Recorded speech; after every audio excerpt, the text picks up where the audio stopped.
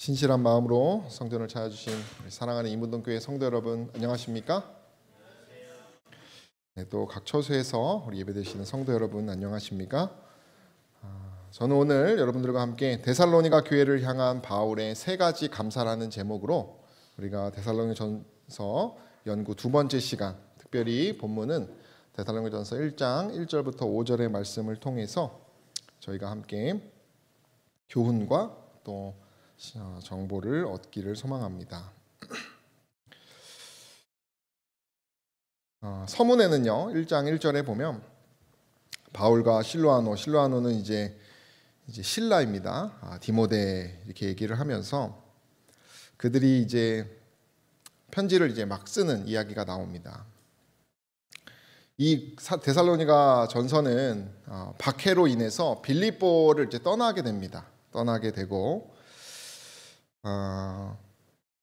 그 박해를 피해서 이제 데살로니가에 와서 그들과 뜨거운 부흥, 어떤 성령의 능력을 함께 경험하다가 쫓겨나게 됩니다. 쫓겨난 다음에 유대인들이 이제 박해를 해서요.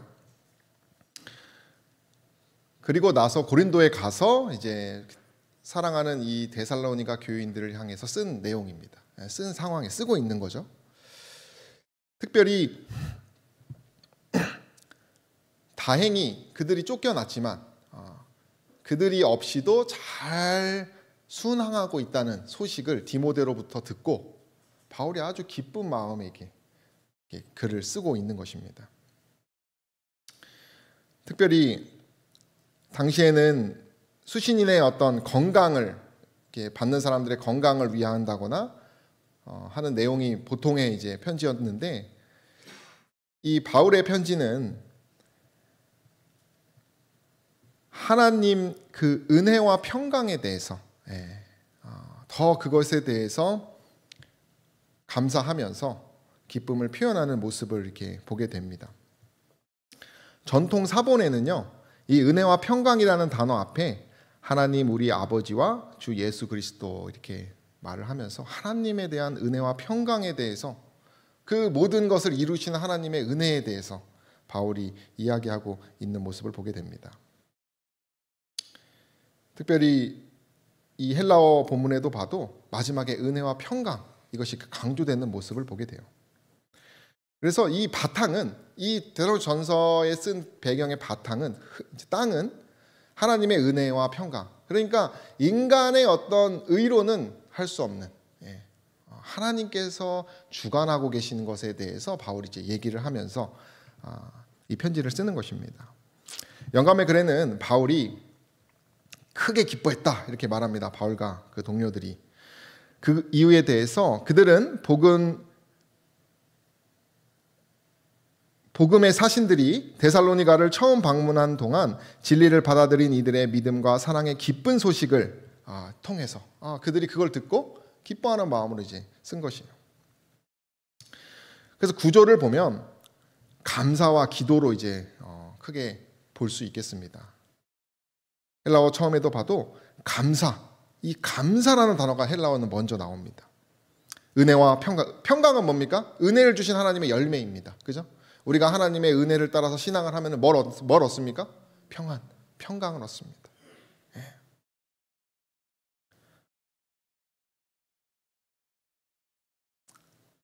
그러한 감사로 이렇게 시작하면서 바울이 세 가지의 이제 감사의 내용을 이제 1장 2절부터 4절에 기록하고 있는데요. 이 동사, 여기 중심 동사는 하나님께 감사하고라고 합니다. 이게 필러 주석을 보니까 사실 제가 전에는 이렇게 문법을 막 이렇게 제가 스스로 이렇게 나름대로 이렇게 연구를 했었는데 그 이번에 이제 우리 장막회에서 말씀 주실 임봉경 목사님께 제가 이제 그런 부분에 대해서 말을 했더니 저한테 그러시더라고요. 그걸 네가 어느 세월에 다 하고 있냐. 그렇게 하지 말고 신학자들이 이 문법이나 이 구조를 연구한 것을 기초로 그런 신학서적을 보고 그 위에서 이제 너의 생각과 사상을 넣어서 해야지. 너가 신학자도 아닌데 그걸 언제 그 단어를 하나하나 보고 하다 보면은 너무 힘들다 이렇게 얘기를 하시더라고요. 그래서 저도 이제 그걸 따라서 이제 그런 구조들을 보니까 훨씬 제가 더 익숙하게 되고 이 필러 주석에는 이 감사라고 하는 중심 동사를 보조해주고 있는 세 가지 동사가 있는데, 말하는 거, 언급하는 거, 그리고 기억하는 거, 그리고 안다라고 하는 이 세 가지의 부사적 분사 구문이 이 감사의 세 가지라고 이렇게 얘기를 하더라고요. 그래서 저와 오늘 여러분들은 이 세 가지의 감사에 대해서 좀 함께 생각해 보는 시간을 갖고자 합니다. 첫 번째는 바울이 하나님께 그런 감사를 했는데, 기도할 때 너희를 말한다 이렇게 언급하는 이렇게 얘기를 하면서 기도하는 존재들에 대해서, 그런 대상에 대한 감사를 하게 됩니다. 그래서 첫 번째 바울의 감사는 데살로니가인들에 대한 감사입니다. 바울은 특별히 누구를 위해서 기도했습니까? 너희 데살로니가인들을 위해서 기도하는, 그들을 생각하고 그들에 대해서 강조하는 이야기를 하게 됩니다. 영감의 글에 보면 우리가 바울도 함께 모이기를 힘써서 그렇게 복음을 전하기 위해서 유대인들의 회당에도 가고 이렇게 모이는 그런 신앙을 많이 했는데요. 데살로니가에서 우리 역시도 그렇게 교회에서 혹은 공동체를 통해서 이렇게 모이게 되는데요. 그 목적이 무엇입니까? 여러분, 우리가 왜 모입니까? 영감의 글은 이렇게 얘기합니다. 우리가 기도로서 하나님께 우리가 알고 있는 것을 모두 말함으로써 그에게 알리는 것이 목적인가? 우리는 보통 이제 기도할 때 뭘 위해서 기도를 합니까? 나에 대해서 많이 기도를 합니다. 그러나 바울은 자신보다는 데살로니가인들을 위해서 많이 기도를 해요. 영감의 글에는 이렇게 얘기합니다. 우리가 모이는 것은, 우리 함께 해볼까요? 우리가 모이는 것은, 시작. 우리가 모이는 것은 서로 사상과 감정을 교환함으로써 상호 간의 덕성을 개발시키며 서로의 희망과 포부를 알므로 힘과 빛과 용기를 얻기 위한 것이다. 여러분들은 우리의 동료들을 위해서 감사하고 계십니까? 그들을 통해서 정말 함께 용기를 모으는 동료들로 인해서 감사를 하고 그들을 위해서 더 기도를 많이 하십니까? 아니면 나의 신앙을 위해서, 나의 필요를 위해서 더 기도를 많이 하십니까? 바울은 자신이 아니라 너희를 위해서 기도를 했어요. 근데 우리는 때때로 뭘 위해서 더 기도를 많이 해요? 내 가족, 나의 것, 나의 유익을 위해서 더 기도를 많이 하게 됩니다.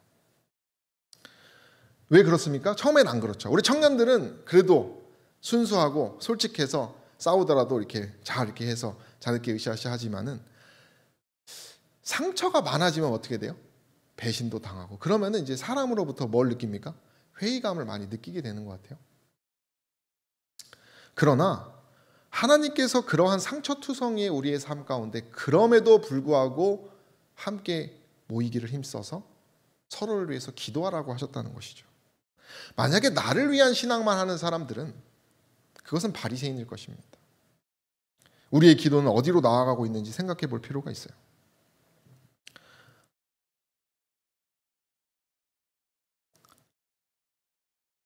우리가 그 가치를 잘 알아야 합니다. 제가 일기 나누는 그런 소그룹을 청년반에서 지금 4기로 하고 있는데 벌써 7개월이 다 되었는데요. 그 이제 다른 팀에서 제가 저보고 좀 멘토로 좀 와달라 그래서 제가 이제 선교사 두 분하고 한 목사님하고 같이 하고 있어요. 근데 저는 여기서 많이 글을 못 올립니다. 첫 초심이 좀 전 많이 식어가지고. 그러나 그들에게 제가 기도 제목을 이렇게 올렸어요. 저희 청년반 리더 근데 그들이 저를 위해서 기도해주고 그런 그들의 어떤 신앙의 투쟁과 어떤 그러한 용기를 모으는 그런 저를 위해서 이렇게 격려해주는 그런 모습을 통해서 제가 뭘 느끼냐면 정말 하나님은 그 힘이 있으시구나. 하나님을 쫓는 사람들에게는 그런 걸 많이 느껴요. 우리가 회집하는 모임, 우리가 모여서 함께 간증을 나누고 뭔가 그러한 서로에 대해서 더 아는 것이 많이 필요한 것 같아요. 바울은 그런 것을 많이 했기 때문에 그것에 대한 감사를 먼저 했다는 것이죠. 너희를 말한다. 그 너희는 사도행전은 이렇게 얘기합니다. 그 중에 어떤 사람 곧 경건한 헬라인의 큰 무리와 적지 않은 기부인도 권함을 받고 바울과 실라를 쫓으나.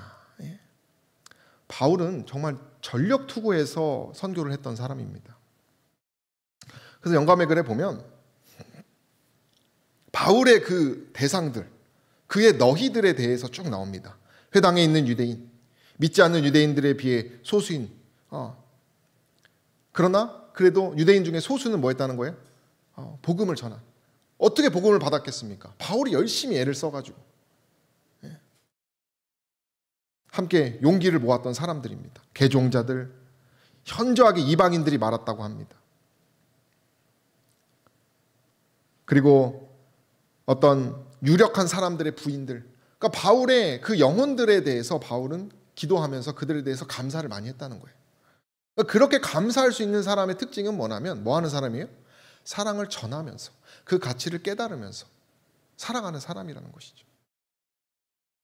우리가 신앙을 하다 보면 어떤 분은 목사님하고만 친한 분이 있어요. 또 어떤 분은 성도들끼리만, 내 아는 사람하고만 친한 사람들이 있죠. 그죠?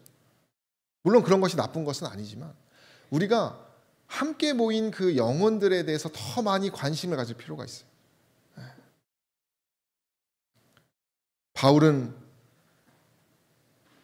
수많은 그 함께 모인 그 공동체의 모두를 사랑하는, 그래서 너희를 위해서 더 많이 애쓰고 생각하는, 우리는 때때로 뭐한 사람들만 좀 마음에 더 와닿습니까? 나에게 유익이 되는 사람. 그죠? 왜냐하면 뭐 더 일 벌리는 게 힘드니까요. 그러나 바울은 그런 유익을 다 포기하고 이렇게 많이 수많은 사람들을 위해서 그는 애를 썼기 때문에 그들에 대해서 감사하는, 그들과 함께 신앙할 수 있게 하신 하나님에 대해서 감사하는 신앙을 가졌다는 것이에요. 영광교회는 우리에게 분명하게 얘기합니다. 우리는 피차간의 동정과 사교성의 결핍으로 많은 것을 잃어버리게 된다.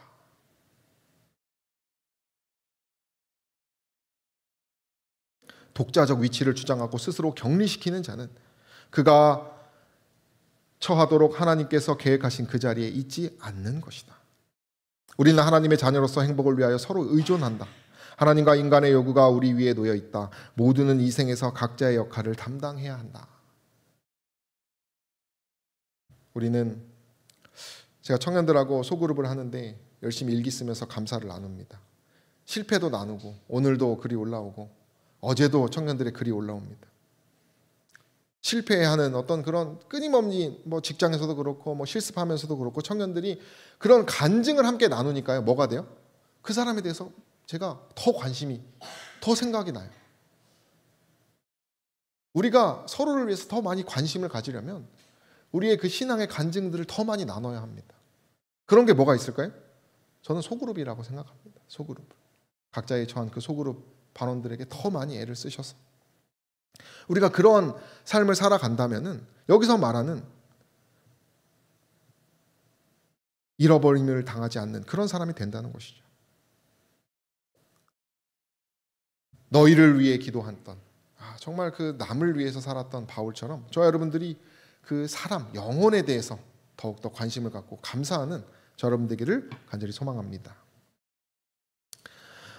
두 번째는 바울은 성도들의 그 삶 가운데 성령의 열매에 대해서 감사를 했어요. 성도들을 위해서 감사를 했을 뿐더러 그 열매를 위해서 감사를 했습니다. 바울의 그 헬라어 처음을 보면 그 기억했다는 게 표현이 나와요. 그것을 강조합니다. 뭘 기억했냐면 바울은 다음과 같은 것을 기억했습니다. 너희의 믿음의 역사와 그 믿음에 대해서, 사랑의 수고와 사랑을 통해서 헌신했던 것들, 우리 주 예수 그리스도에 대한 소망의 인내, 인내했던 그 인내의 열매, 사랑의 열매, 믿음의 열매에 대해서 바울은 감사했습니다. 데살로니가인들은 그냥 말만 했던 사람들이 아닙니다.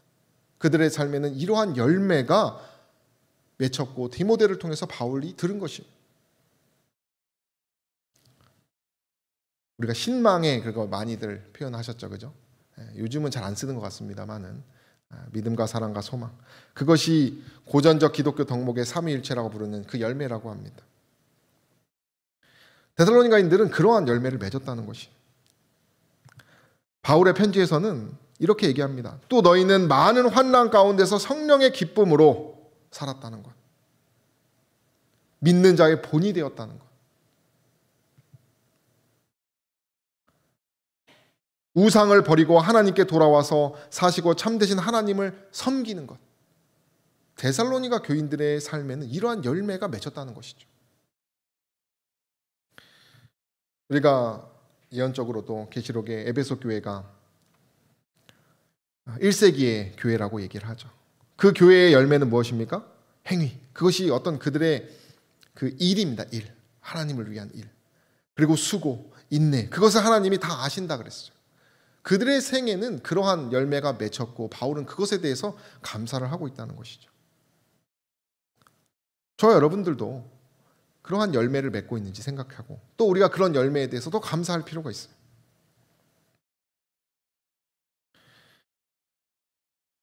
우리의 행위, 어떤 우리의 열매는 의를 가져다 주지는 않지만 바울은 분명히 믿음이라고 하는 것은 반드시 뭐가 있다 그랬습니까?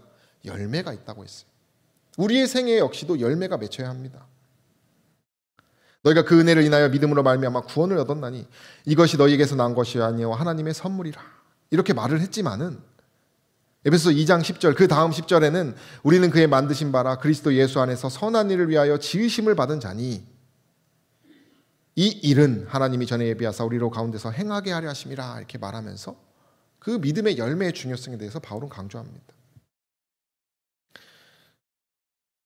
실제로 영감의 글에 보면 데살로니가인들의 그 열매에 대해서 이렇게 자세하게 설명합니다. 우상을 버리고 사시고 참되신 하나님을 섬겼다. 그들은 많은 환난 가운데서 도를 받았고 그들의 마음은 성령의 기쁨으로 충만하였다.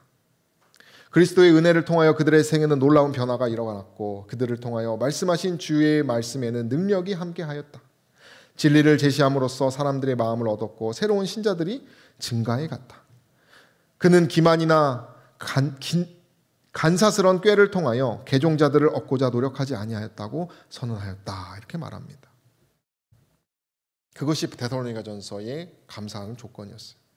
저 여러분들은 어떤 열매를 맺고 계십니까? 우리의 기쁨은 어디에서 지금 비롯되고 있는지 생각해 봐야 합니다. 이 믿음에 대해서요. 로마에서는 피데스라고 이렇게 설명합니다. 근데 이 믿음, 어떤 성경에서 말하는 이 믿음에 대해서 로마에서도 이 사회적으로 믿음의 개념이 있었는데 그것이 이 돈에 연결이 되어 있었다고 합니다. 그래서 이 믿음이라는 단어, 신뢰라는 단어가 피데스라고 해서 어디에 지금 적혀 있어요? 그들이 썼던 로마 화폐에 기록되어 있습니다.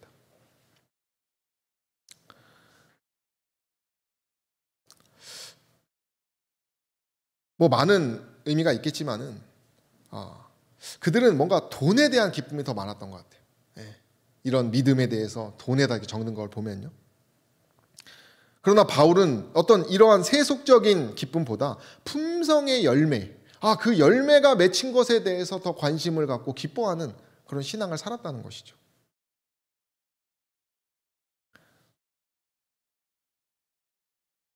저와 여러분들도 이 품성의 가치를 더 깨닫고 그 품성의 열매에 더욱더 감사하는 그러한 생애를 사는 저 여러분 되시기를 소망합니다. 세 번째는 바울의 감사는 하나님의 택하심에 대해서 감사를 했습니다. 1장 4절에 보면 하나님의 사랑하심을 받은 형제들아 너희를 택하심을 아노라 이렇게 말을 합니다. 어쩌면 이 감사의 가장 중요한 부분이 이 세 번째 택하심에 대해서라고 합니다. 이 택하다는 건 뭐예요? 하나님께서 부르셔서 이렇게 선택하셨다는 것이죠. 이 아노라라는 표현이 또 헬라어에 가장 먼저 등장합니다. 바울은 아주 강하게 확신을 했어요. 그들에 대해서 난 아노라. 하나님께서 너희를 택하신 것을 아노라 이렇게 말을 했어요. 그것은 아주 개인적인 경험에 의해서 저는 바울이 확신을 가졌다고 생각합니다. 그들과 동거동락을 하면서 말이에요. 바울은 바울의 이 데살로니가 전후서에 보면 21번이나 형제들에 대한 게 표현을 했고 7번의 형제라는 단어를 썼다고 합니다. 아주 주관적인 경험이 많이 들어간 거예요. 그들의 형제에 대해서 사랑을 많이 한 것이죠. 그들이 하나님의 사랑을 받은 자들이라는 확신을 바울은 갖고 있었습니다. 바울은 사실은 섞일 수 없는 사람들입니다. 그런 이방인들하고. 바울은 바리새인 중 아주 자랑스러운 바리새인, 정말 훌륭한 바리새인이었고 또 로마인이었어요. 그죠? 그러나 바울이 함께 형제라고 부른 사람들은 대부분 어떤 사람들이에요? 멸시받던 이방인들이었어요. 그러나 그 둘의 관계가 아주 가까웠다는 것이죠. 이 사랑받는이라는 표현은 현재형이에요. 그래서 현재에도 계속되고 있는 그런 계속 사랑을 바울이 아주 주었던, 바울은 그래서 그들과 함께 지내면서 하나님께서 이들을 분명히 사랑하셨고 택하셨다라는 확신을 가졌다는 것을 우리는 알 수 있습니다. 그러면서 그 신자들에게 하나님께서 너희를 택했다라는 사실을 계속 상기시키면서 책임감과 자부심을 불어넣는 그 바울의 모습을 보게 됩니다.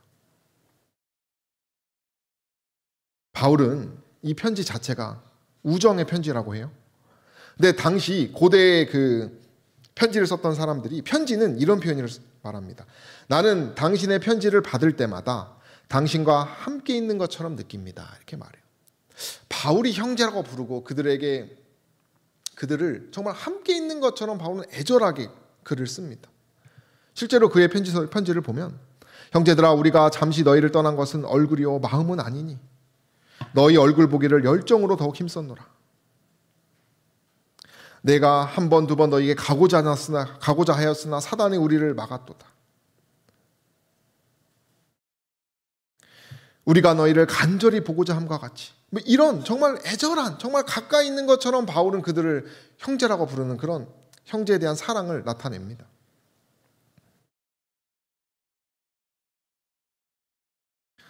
주석에 보면 하나님은 데살로니가 신자들이 성령의 거룩하게 하심과 진리를 믿음으로 구원을 얻도록 택하였다라고 분명히 얘기합니다. 바울은 그들과 함께 거하면서 이러한 하나님의 섭리를 깨달았어요. 그래서 그 택하심에 대해서 감사를 했다는 것이죠.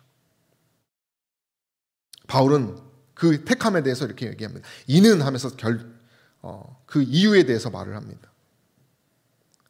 이는 우리 복음이 말로만 너희에게 이른 것이 아니라 오직 능력과 성령과 큰 확신으로 된 것이니 우리가 너희 가운데서 너희를 위하여 어떠한 사람이 된 것은 너희의 아는 바 같으니라 이렇게 말을 합니다.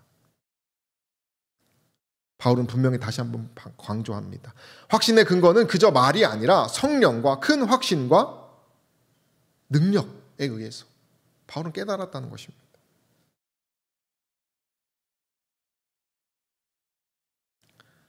바울이 여기서 이렇게 얘기해요. 우리가 너희 가운데서 너희를 위하여 어떠한 사람이 된 것은 너희가 이런 거죠. 너희가 잘 알지 않냐? 이러한 우리가 함께 경험했던 그 하나님이 우리를 택하심을 너희가 잘 알지 않냐? 내가 굳이 설명하지 않아도 어떠한 사람이 된 것을 너희가 잘 알지 않느냐라고 하면서 주관적인 함께했던 그 지식에 호소하고 있어요. 전 이것을 보면서 6절에 보면은 환난 가운데서 기뻐했던 이런 표현을 보면서 핍박 가운데서도 정말 그들이 참 어려웠던 환경 가운데서도 바울과 데살로니가 교인들이 경험했던 하나님의 놀라우신 경험들, 그것을 통해서 하나님이 우리를 택하셨구나, 너희가 우리 했던 그 경험, 그것에 대해서 말하는 것 같아요. 5절에 보면 말로만 이것은 분명한 의도가 있습니다.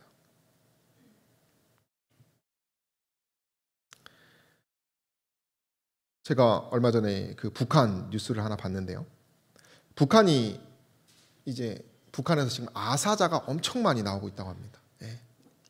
도시에서도 지금 아사자가 나온대요. 그게 특별히 코로나 이후에 더 심해졌다고 합니다. 그러나 북한은 계속 무슨 선전을 해요? 국가는 누구를 위해서 최선을 다하고 있다? 항상 누구만 생각하고 있다? 국민들을. 그것이 말로만 하는 것 같아요. 복음. 이런 기사가 났어요. 당시에 이와 같은 복음이 있었습니다. 어떤 복음이냐면 로마 제국의 복음이 있었어요. 로마 제국의 복음. 그래서 이 복음이라고 하는 건 뜻은 무엇입니까? 기쁜 소식이죠. 기쁜 소식. 이 황제에 대해서 복음이라고 가르쳤습니다. 당시에는. 어떤 황제가 태어난 것이 복음이라 이렇게 가르쳤어요. 그래서 로마의 속국이었던 이 마게도냐 지역은 너희들이 그 황제의 태어남으로써 복음을 갖고 너희들을 이 황제가 다스리고 있다, 너희를 평화롭게 하고 있다, 이렇게 가르치고 있었던 것이죠. 그러나 그들의 삶은 어땠습니까? 로마가 전쟁을 일으키고 질서를 파괴하고 유대인을 쫓아내고 종속시키는, 정말 로마의 그 권위에 순종하는 자들만 자유를 주는 그런 핍박 가운데 있었어요. 그런데 그들을 통치했던 로마는 그것이 복음이라고 하면서 가르치고 있다는 것이죠. 이것이 그 당시에 이렇게 비문을 쓴 것인데요. 여기 뜻은 이 황제 아우구스투스 신의 아들 이렇게 표현합니다. 식민지의 창시자 이렇게 하면서 이 신의 아들이 복음을 줬다라고 하는 개념이 당시에는 너무나 강했다는 것이죠. 근데 바울은 그것이 진짜 복음이 아니라 참된 복음에 대해서 지금 말을 하고 있는 것입니다. 그리고 그 복음의 능력을 함께 경험했어요. 택함받은 데살로니가인들과. 이것이 지금 그 비문이 써있던 장소라고 합니다. 바울과 데살로니가 교인들이 경험했던 복음은 그런 복음이 아니었습니다. 그 사회의 복음이 아니었어요. 마가복음 1장 1절 2절에 보면 뭐라고 말합니까? 똑같은 신의 아들이 있습니다. 하나님의 아들 누구입니까? 예수 그리스도의 복음이라고 이렇게 말합니다. 바울과 데살로니가 교인들은 하나님의 아들 예수 그리스도의 복음과 로마의 복음과 함께 그 복음끼리의 싸움의 그 중심부에 있었던 사람들이에요. 이러한 제국의, 그러한 나라의 복음에 반박하며 예수 그리스도의 참된 복음에 대해서 바울은 가르쳤고, 그것에 대해서 데살로니가 사람들은 경험한 것이에요. 그래서 복음의 쟁투를 얘기하는 것입니다. 싸우고 있는 것입니다. 그래서 이는 우리 복음이 말로만 너희에게 이른 것이 아니라 라고 하는 것은 뭐에 대해서 말하는 것이에요? 그 로마의 잘못된 거짓 복음에 대해서 말을 하는 것이에요. 진짜 복음은 그런 로마가 말하는 그런 복음이 아니라 하나님이 주시는 능력과 성령과 큰 확신으로 주시는 그런 하나님의 복음이라는 것을 말하고 있다는 것이죠. 이 복음의 내용에 대해서 바울의 복음은요, 아버지가 자식을 사랑하는 긍휼의 복음이었어요. 하나님은 이 정말 데살로니가 교인들이 정말 잘 되기를 바랬습니다. 그들이 행복하기를 바랬어요. 그들의 이익을 위해서, 나라의 이익이 아니라 그들의 삶과 그들의 생애와 그들의 심령의 이익을 위해서 하나님이 복음을 내려셨다는 얘기를 바울은 했다는 것이죠.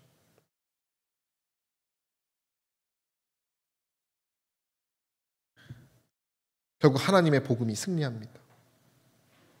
영감의 글에 보면 이렇게 얘기합니다. 그들은 진리를 갈급하였으므로 바울의 편지는 그들에게 새로운 소망과 활력을 주었으며 당신의 죽으심을 통하여 생명과 불멸을 밝혀주신 그분께 대한 확고한 신앙과 깊은 사랑을 심어주었다. 이제 그들은 믿음의 친구들이 무덤에서 부활하여 하나님의 나라에서 영원히 살 것이라는 사실을 알고 기뻐하였다. 죽은 자의 무덤을 둘러싸고 있던 흑암은 사라졌다. 한 새로운 광채가 그리스도인 신앙을 영광스럽게 하였으며 그들은 그리스도의 생애와 죽음과 부활에서 새로운 영광을 보았다. 이렇게 말합니다. 그들의 삶은 정말 힘있는, 그 살아있는 복음을 통해서 변화되었어요. 그래서 영감의 글에는 데살로니가 신자들은 진실한 뭐라고 말합니까? 선교자들이었다. 이렇게 말합니다. 하나님의 택함 받은 그런 선교사였다. 이렇게 말을 하는 것이죠. 하나님은 데살로니가의 신자들이 성령의 거룩하게 하심과 진리를 믿음으로 구원을 얻도록 택하셨다. 이렇게 말합니다. 바울은 이것에 대해서 감사한 것입니다. 저와 여러분들도 이런 하나님의 택함을 받은 백성들이라는 생각을 다시 한번 생각해 볼 필요가 있는 것이에요. 데살로니가서 2장 13, 14절에는 바울이 그 택하심을 주시는 하나님에 대해서, 그리고 그들의 택함 받은 백성들의 운명에 대해서 얘기를 하는데요. 이 운명은 우리들의 운명과 같은 것이에요. 우리 함께 읽어볼까요? 주의 사랑하시는 형제들아. 함께 읽어보겠습니다. 시작. 주의 사랑하시는 형제들아, 우리가 항상 너희를 위하여 마땅히 하나님께 감사할 것은 하나님이 처음부터 너희를 택하사 성령의 거룩하게 하심과 진리를 믿음으로 구원을 얻게 하심이니, 이를 위하여 우리 복음으로 너희를 부르사 우리 주 예수 그리스도의 영광을 얻게 하려 하심이니라. 이러한 약속이 저희들의 약속이라는 사실을 기억하셔서 저희 역시도 하나님이 이 험한 세상의 빛과 소금으로서 또 하나님의 선교사로서 하나님의 능력과 그 영광을 나타내게 하기 위하여 부으셨다는 사실에 감사하면서 살아가는 저 여러분 되기를 간절히 소망합니다. 그래서 오늘을 정리하면요, 이 하나님의 은혜와 평강에 대한 감사가 뿌리고 이 세 가지의 감사입니다. 첫 번째 감사는 데살로니가인들에 대한 감사. 이것을 우리에게 적용한다면 영혼을 주시는, 우리 주변에 영혼이 있다라고 하는, 우리가 사랑할 대상이 있다는 것에 대한 감사입니다. 두 번째는 성도들의 성령의 열매에 대한 감사입니다. 바울이 정말 그 데살로니가인들이 그 모진 박해와 핍박과 여러 어려운 환경에서도 뭘 했어요? 성령의 열매를 드러냈던 것처럼 저 여러분도 그런 열매가 맺히게 하는 하나님에 대해서 감사하는, 또 그 생애의 열매에 대해서 감사하는 저 여러분 되기를 소망합니다. 세 번째는 하나님의 택하심에 대한 감사입니다. 하나님은 우리를 그 데살로니가인들처럼 바울처럼 택하셨어요. 우리는 때때로 이런 걸 너무 잊을 때가 있는 것 같아요. 우리는 하나님의 아들이요 딸이요 그 하나님이 택하신 주인공이라는 사실을 우리는 그 자부심을 가지고 더욱더 우리는 감사할 필요가 있다는 것을 기억하시게 되기를 소망합니다. 이 세 가지 정말 우리에게 꼭 필요한 것입니다. 영감의 글에는 끝으로 이런 얘기를 합니다. 이것만 읽고 마치도록 하겠습니다. 깨어있는 그리스도인은 복음 사업의 진전을 위하여 그의 능력껏 할 수 있는 모든 일을 열심히 하고자 노력하는 일하는 그리스도인이다. 이렇게 말합니다. 우리가 바울 서신을 보면 결국 선교, 정말 하나님의 사랑을 전하는 이야기가 많아요. 그럴 때때로는 마음에 부담도 있지만은 하나님께서 우리에게 그런 놀라운 섭리들을 약속하셨다는 사실을 또 기대하게 합니다. 구주께 대한 사랑이 증거될 때에는 또한 동료들에 대한 사랑도 증가한다. 그들은 저희 주님이 당하신 것처럼 혹독한 시련을 당하나 고통으로 인하여 기분이 상하거나 마음의 평화를 깨뜨리지 아니한다. 그들은 잘 견디기만 한다면 그 시련이 그들을 세련되고 순결하게 할 것이며 그리스도와 더욱 밀접히 교제하게 하리라는 사실을 안다. 그리스도의 고난에 참여하는 자들은 또한 그분의 위로에 동참하는 자가 되고 마침내 그분의 영광을 나누어 가지는 자가 될 것이다 라고 우리에게 약속하고 있습니다. 사랑하는 성도 여러분, 저와 여러분들이 깨어있는 정말 이 바울과 데살로니가인들이 경험했던 그러한 놀라우신 하나님의 역사를 정말 우리가 간절히 바라고 간구하고 매일 매순간 이러한 세 가지의 감사를 실천하는 저 여러분들 되기를 간절히 소망하면서 말씀을 마치겠습니다.